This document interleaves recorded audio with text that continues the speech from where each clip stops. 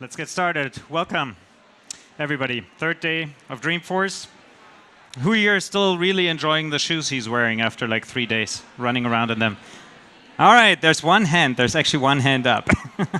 Well, I sure know that I eventually want to get out of these and just be done. But I hope you're all sitting comfortably and are here to enjoy a talk about REST APIs.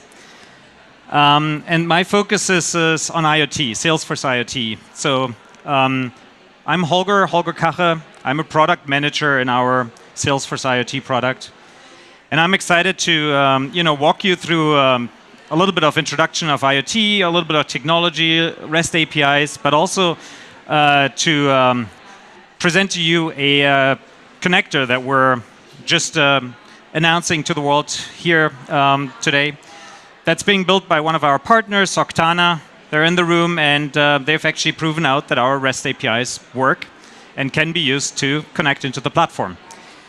So with that, let's dive right in. Just disclaimer, please make all of your purchasing decisions on publicly announced features and not some forward-looking statements that I may make. Salesforce IoT. For those of you in the room who have not really gotten introduced to Salesforce IoT, let me do a quick 2-3 slide introduction, and then we'll head over and talk about RESTful APIs, okay? All right, so you've seen the slide. I do like the slide. It allows me to talk about one thing that's relevant in my mind. So we're in the midst of the fourth industrial revolution, and we all know this revolution is not powered by energy. This revolution is powered by data. But I would argue that we had, massive amounts of data for some time now. What we did not have are the tools and the methods and the technologies to process that data and actually gain knowledge from all that data. And that has literally just happened in the last few years. Big data processing and big data technology came about. And now it's starting to affect how we live, and it starts to change the way we live. And whenever something changes fundamentally how we live, that's when it's called a revolution. And I do believe this is really a revolution, and connected devices are going to be part of that revolution. Now, of course, devices in the industry have been connected for some time, but devices in the consumer space are just now really becoming pervasive and connected. Think about your mobile phones that you all have now for years, but also the connected wearables that we're all putting on our bodies, the connected devices that we're putting in the homes, and even the cars are starting to become connected. So everything's starting to become connected, and the businesses will have to adopt their business models in order to leverage the data that's coming off these connected devices and offer new services, offer new engagements to their clients. Take Uber, for example, right? Uber is a business that does not actually own any cars, apart from maybe the development of self-driving cars that they're pursuing. But they don't have a fleet of cars. All they have is data from the drivers of their phones and from the passengers of their phones. And bringing that data together, the data that the passenger and the data that the driver offers, that allows them to build $1 billion business model. And that business model also sets a level of expectation. If I'm out there ordering in the middle of the night an Uber car and I can track exactly when that car is supposed to arrive, well, I better expect that car to really pull around the corner and be available, or else that whole business model is flawed and broken.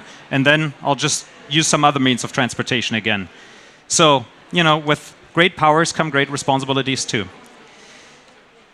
Now, in Salesforce, we've understood these trends and we've seen them, and we've actually put this product out there about a year ago, or actually exactly a year ago at Dreamforce, called Salesforce IoT.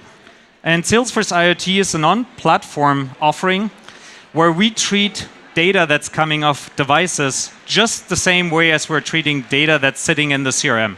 So to us, device data is as secure and as trusted as the customer records are or the service cases are. And we're doing this to basically give you one thing, a promise that you can now start to explore and experiment with new business models that are using the data that you have in your CRM, but also now using the data that you have of your connected devices.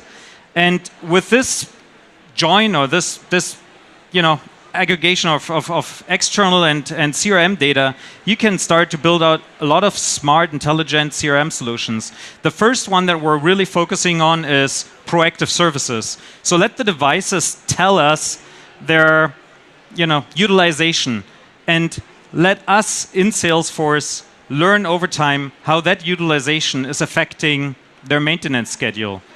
And then we can go as far as triggering automatic maintenance journeys and field service lightning enabled journeys, so that we can send out service technicians to attend to the device when it needs maintenance, before it breaks and not after it broke.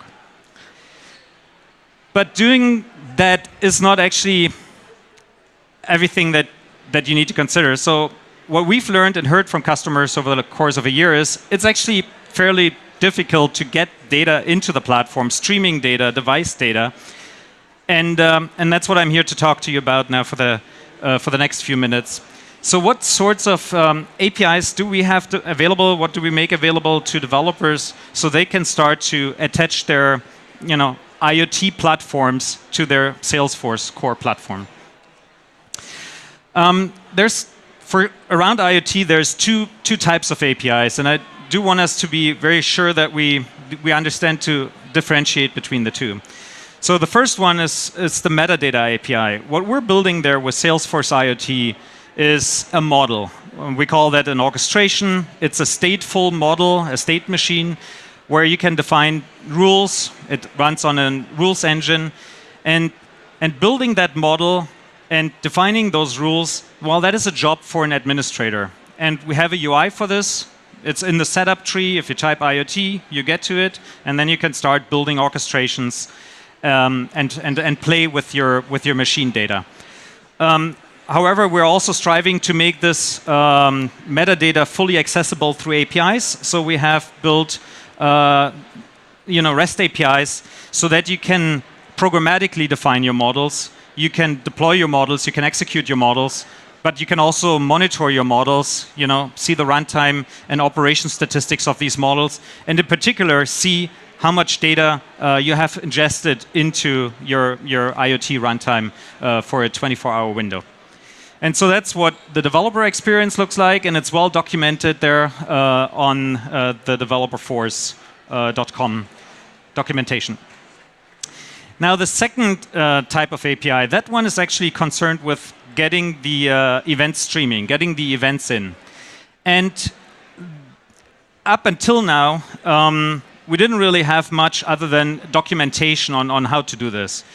But what we've started now to put out here is a project on Developer-Force called IoT Connectors, which is an SFDX project, developer experience project. You can clone and build your own a sandbox.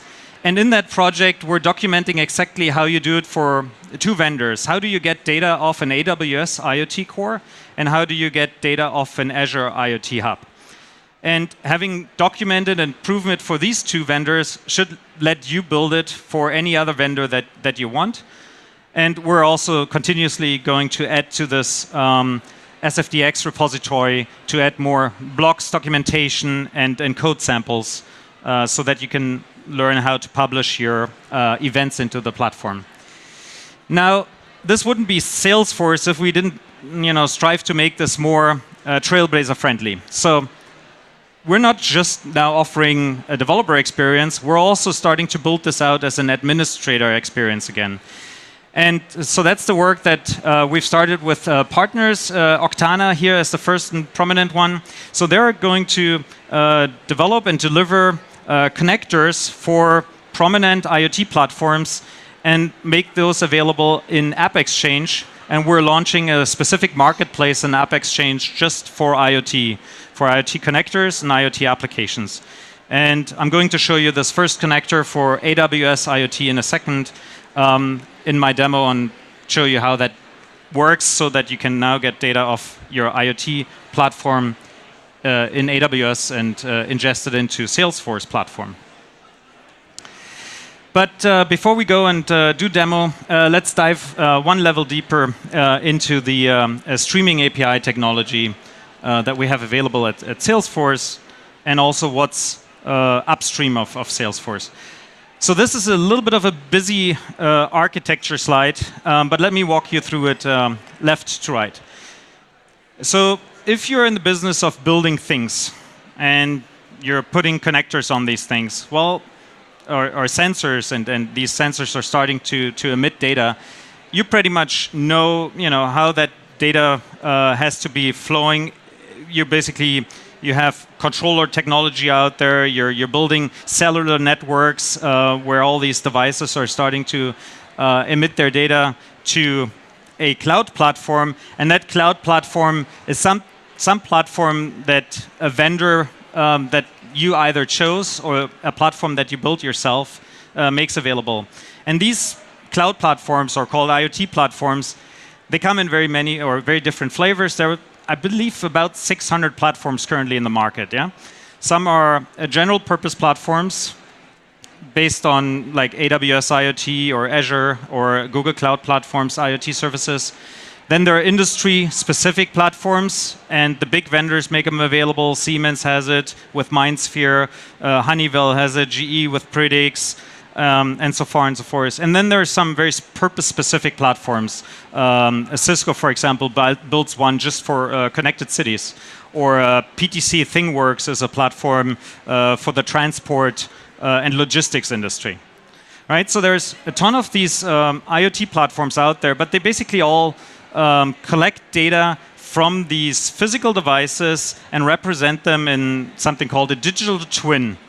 And the protocols that are at play between those physical connected devices and those IoT platforms, they're lower level protocols. They're sometimes MQTT or other proprietary protocols, but they're built for security, for performance, reliability, of course. Now, that's not the space we're playing in as Salesforce. Those aren't the types of APIs and the types of protocols that we care about. What we do is, in the middle of this picture, we're making RESTful APIs available and allow you to forward certain events from your IoT platforms into the Salesforce platform. Now, in Salesforce, the primitive that we've made available to allow you to do that is called a platform event. And a platform event, for those who haven't seen it, is a kind of a custom object, but it's special in a way that you define it like a custom object, same data types, same fields, but we do not persist any data. So this custom object definition for once does not persist any data in the Oracle database. What this custom object, the platform event, instead creates is a streaming channel. And for each individual platform event that you define, it creates one such channel. And then you can start to publish into this channel, and on the tail end, you can also subscribe from this channel. And the subscription libraries here are Comet D libraries and Comet D clients that you can build, for example, in your Lightning apps.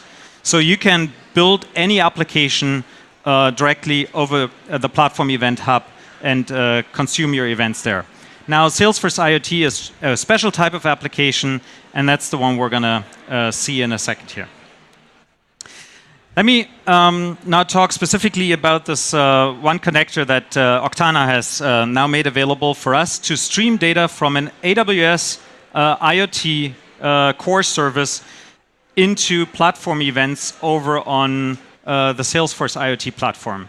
So what this connector has to do is basically two things.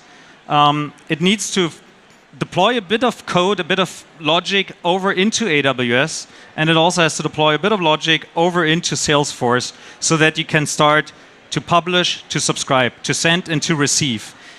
And because this is an external app, AWS services are considered external to Salesforce, they have to be authenticated. So this connector has to take care of the OAuth to authentication flow. It also has to match schemas, because whatever's coming off your AWS event does not immediately match your platform event definition in Salesforce. So there's schema mapping involved. And then there's schema transformation required. And then, of course, you want to be monitoring this. And so there's an operational aspect to this also. So that's not as trivial as it sounds. And that's why we're grateful for partners who are building these connectors. And now with these connectors, I'm literally able to do a sample demo here which would have taken me like days to build in the past, and now it's a matter of hours, if not minutes, if I do everything correctly. So let me give you a little demo here. What I'm going to do is I'll do my Alexa app, which has two Echo buttons. These are provided by Amazon just as a little gadget. And so what these buttons do is they emit data onto the Amazon platform, and then I'm going to use the Octana connector to stream those events into the Salesforce platform events. So first, in the connector application that we make available, this is how you would do it. You choose your source. In this case, I'm using AWS IoT. And then there's two means to do the mapping. Either one works well. They both result in some Lambda code, and they both basically work the same in terms of configuring it. So let me go ahead and create a new connection here called Dreamforce. Here you see the list of platform event definitions that I have created earlier. So I'm going to use the one called button event, and then I'm going to tell the connector which topic in AWS I'm going to subscribe to. So that's my topic right there. Then it's asking for a sample payload, just so it knows how to define the schema. Here is the payload that these button events generate. Yeah, simple gadget identifier, color, a feature, and an action. And then it's asking me for a mapping. The only mapping I really have to provide is that for the primary key. In this case, it's the identifier for the button. I can omit fields. For example, if it doesn't deliver a timestamp, I don't need that. But then I can map other fields just one-to-one here. And now what it does, it's going through a code generation exercise where it generates Lambda code for me that I can go ahead and deploy on AWS. And without doing this here for real, I'm just going to show you the one that I have deployed earlier and activated. This here is the set of authentication keys that get automatically computed for me so that I can automatically authenticate the Lambda function with the platform. And then I can download the Lambda function and deploy it over in AWS. And since I've been doing this already, let me now go and run a little test here and hope technology plays nice. And going to talk to Alexa. Hey Alexa, start Hello. Color changer. Alexa, start color changer. Hello all. Welcome to Dreamforce. We are going to have some fun with IoT-enabled buttons. Holger, please go ahead and activate both buttons now. I registered button 1. I registered button 2. Awesome. I've registered 2 buttons. Now let's trigger some button events. Please select one of the following colors: red, blue, or green. Gonna say blue. Okay, blue it is. When you press a button, it will now turn blue. Go ahead and try it. Okay. Button 1.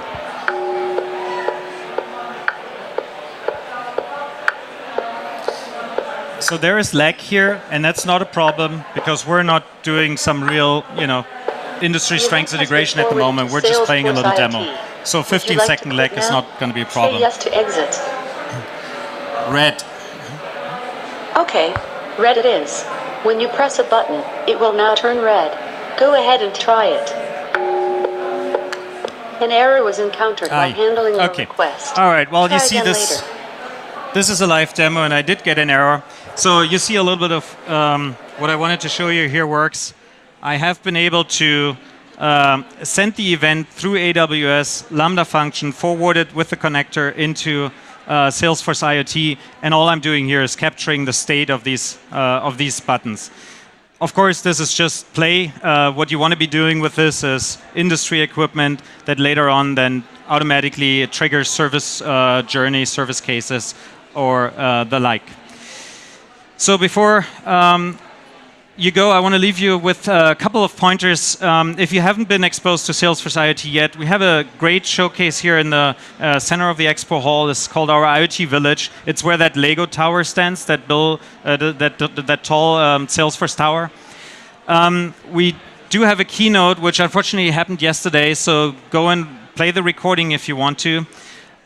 Look out for the IoT marketplace on App Exchange coming later this year, where you will find this Octana connector for AWS and then later also Google and Amazon or Microsoft's Azure platform. And yeah, for any developer resources, go check out the IoT connectors repository on Developer Force, as well as the documentation on platform APIs in Developer Force. And with that, I wish you all a good day and enjoy the rest of Dreamforce. Thank you.